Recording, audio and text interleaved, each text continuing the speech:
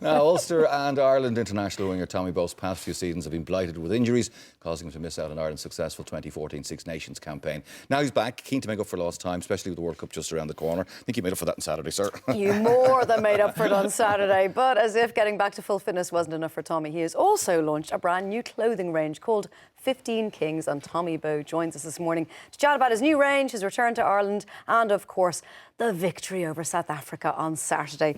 Tommy, very nice to have you here as always. Morning. We were just saying that we had Joost van der Westhuizen here on Friday, who was predicting that you were going to be hammered by them completely and utterly. 40, he said if the weather was good, Springboks by 40. If the weather was bad, Springboks 40 points. 40. Slightly tongue-in-cheek. Like, fairness to him and George Hook's way, from what I gather. Actually, yeah, settle that row. Can we settle that row? That was a training ground move that led to your try.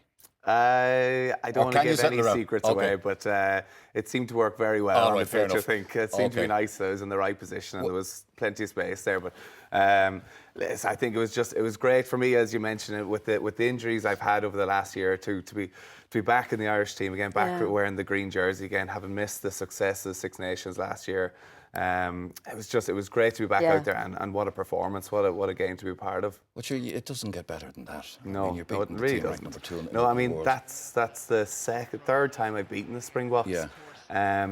But the way that we beat them, the way that we obviously have a few injuries in the squad, but I think that there was just such an opportunity for players to come back to show. Oh, there we go. Yeah, it was late in the game. At that stage, I was struggling a bit, but no, it was great to get over for that try. Well, in one sense, a big thank you for shutting George Hook up and making me huge doses of humble pie, because that's what he had to do because of all his blustering before the match. But we're looking into 2015 Six Nations Championship and, of course, World Cup later in the year. Yeah, it's a big year. So there's a huge now air of expectation, and I'm saying this to Shane, and he was saying, why not going into the Six Nations? It's winnable. World Cup, how far can we actually go? And, it's all going to come down to that one match, you would think. And then it's either the Springbok, or sorry, it's the All Blacks, or possibly Argentina. Yeah.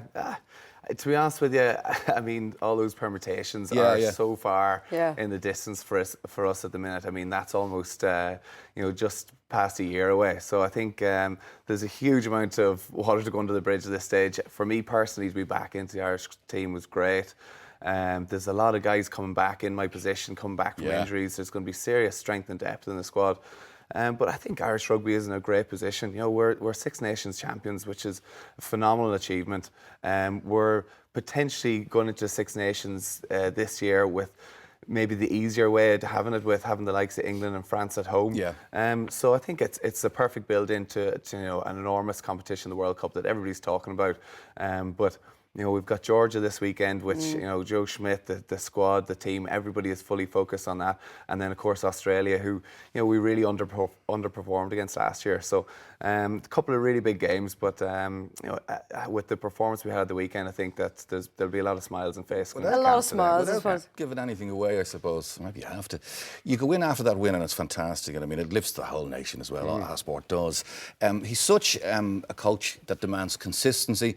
He's a coach that obviously, I would imagine, takes no prisoners.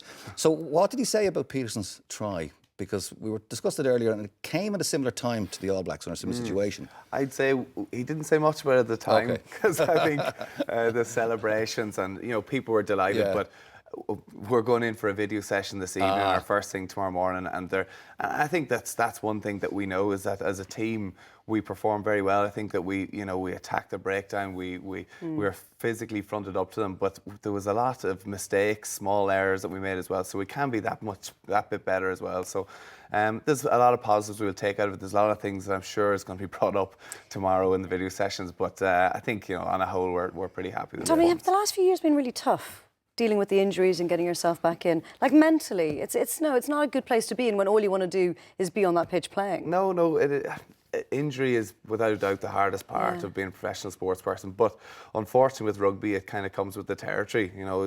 The game is so physical nowadays, and the knocks that you take, there are going to be times that you're going to be laid out with injury.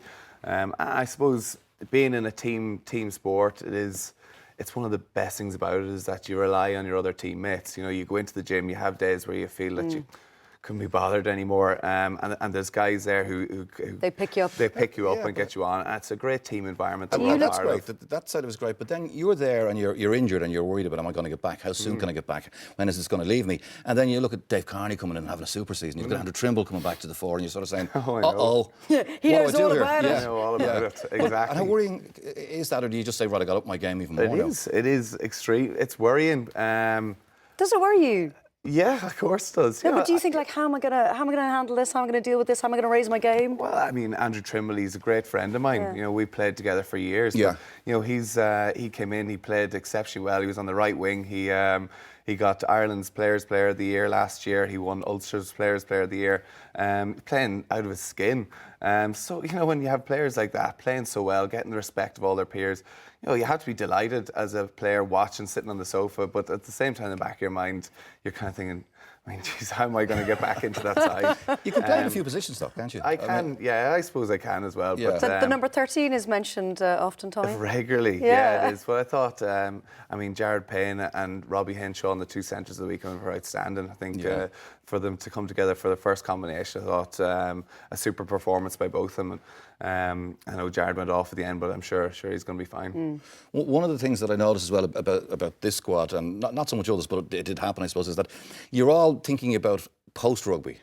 I mean, the lads have the pub, the other lads have restaurants, and obviously you're into style. And the shoe range came out a couple of years ago and was very successful, and we're on to the next step. But I also see is there a pilot's licence there somewhere looking behind, following Victor Costello to Ryanair, perhaps? Well, I don't know about that. Yeah, I actually got my pilot's licence just for a little small two-seater aircraft during the summer.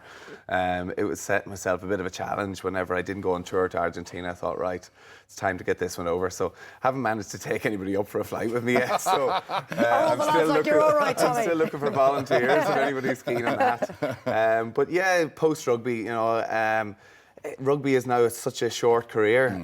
You know, you have players who I played with, Stephen Ferris, you know, had to retire recently, you know, before he's even hit 30. Yeah. So you have to always keep an eye on the future, because, you know, you make it to 30, mid-30s, there's still a huge amount of time for you to try and earn a living after that. So we call that the afterlife. Right, yeah. You know, the scary time ahead. But you know, I've been involved with the guys from Lloyd and Price's shoe collection for over 3 years now. We've taken the next step to go into fashion, into the clothing, and it's something I've been able to get a lot more hands-on in. I think with the clothes, it's something I'm able to go into shops, come up with ideas, and get involved as I can. So they're not coming to you and saying, look, Tommy, here's your new collection? Not so much. You have an input. Much. I try to have as much input as I can. On days off, I go down to the store, I meet them in the factory, and we go and we kind of discuss things. Obviously, with the rugby schedule we have, it's very difficult to be hands-on completely. But so you're not sitting there sketching, going, "Oh, I'm inspired." Well, I mean, this is the thing: is that the lads in the team are the ones coming to me with ideas, going, "Here, I love that T-shirt. Just try that one. Could you get that one made?" So it's always good. I mean, it's a bit of fun, and I love seeing the whole business side of things. Yeah. How life. You know, we're kind of kept very much in a bubble in the rugby circles. You know, we're kept in a hotel where you don't really read what the papers say too much. We're all very insular. So to see how the real world works, it's kind of it's something I enjoy. So what does your fiancée, your bride to be, what does she think about the whole fashion thing? Does she love it? She laughs. So, yeah.